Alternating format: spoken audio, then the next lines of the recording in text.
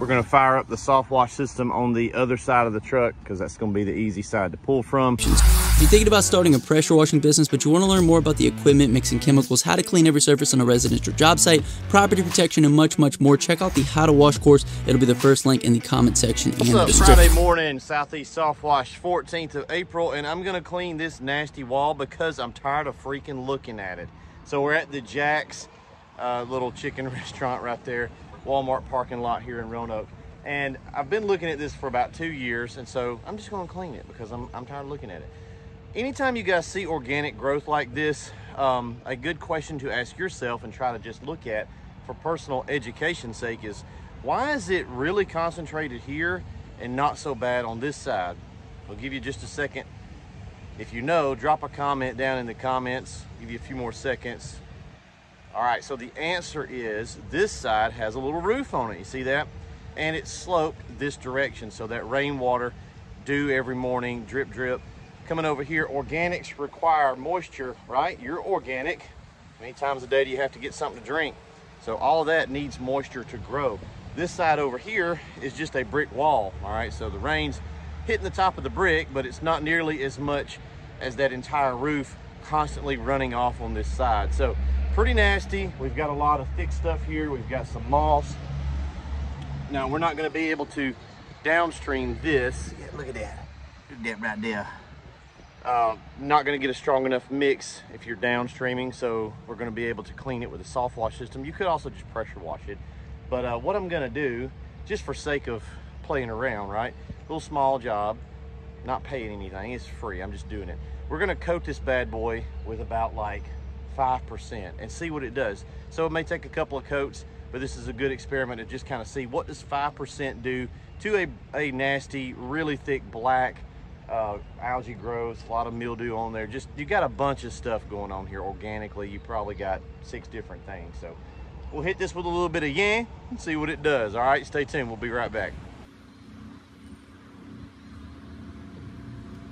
All right, we got the Gen 2 here on the truck. We're gonna fire up the soft wash system on the other side of the truck because that's gonna be the easy side to pull from. Let's see, that'd be a 6% mix.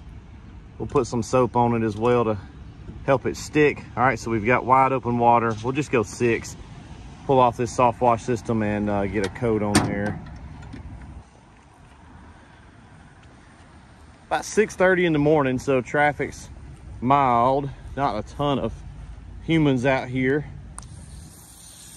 Get the line. It's hard to do this with one hand. It'll take it a second to get the line primed up. Sorry for the crappy camera angles. Boy, that looks like a good early morning pee-pee stream, don't it? Sweet. Let me put the camera up and get the line primed up, and I'm also swap over to the fan tip. We've got the titanium tip, but we're gonna wanna put a fan tip on this because I don't want a bunch of runoff. We're gonna finesse it. That's still water, so let me stop the camera while we're on water.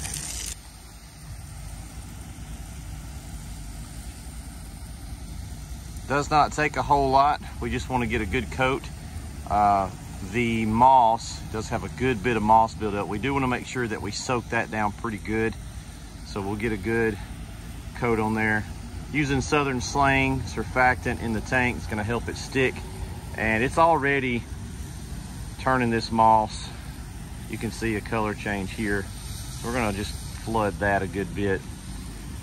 Change angles in a second. I don't want to get a lot of overspray around the corner of the building because we do have cars. The cars are pretty far away. They probably look closer in camera than they really are.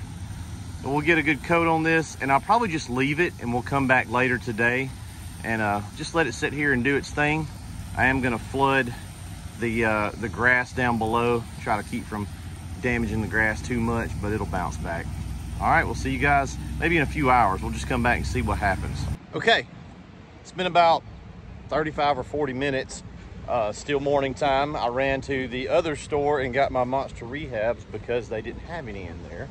So I'll let you guys see, I drove back by here. Look at the difference, okay?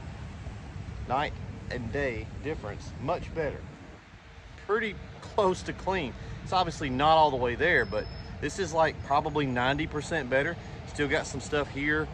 all that thick stuff right there, we'll just have to hit that and rinse it down. A little bit of stuff. I didn't really hit this real good up here because I didn't want overspray going over too much. So I was kind of being easy, but this is what you're looking for, guys. We're looking for moss to turn white. That was that big clump of green moss, which means this is dead. And we could probably just grab the pressure washer, pull it over here and rinse this down with the tall reach tip, and it's clean, it's good to go. So that's what, not that, you know, necessarily I might not clean it that way. I may just pressure wash it because of the grass and everything, but just as an example, they don't care about this grass.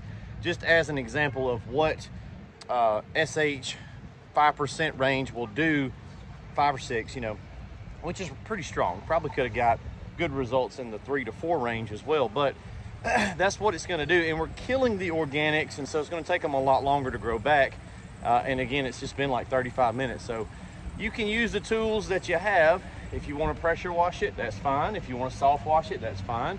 If you want to use a combination of those tools, as long as you have the tools, soft wash system, pressure wash system. We've got the Smart Stream on here, so we could have downstreamed that, but it wouldn't have been a strong enough mix for this particular job. So having the tools and the ability to use those tools is what makes all the difference in being efficient, right? So you go through a typical wash day, you may have 5 or 6 different things that you need to do. And that's why we build the rigs the way we do. Hope you guys have a great Friday. We'll check in with you later. See ya.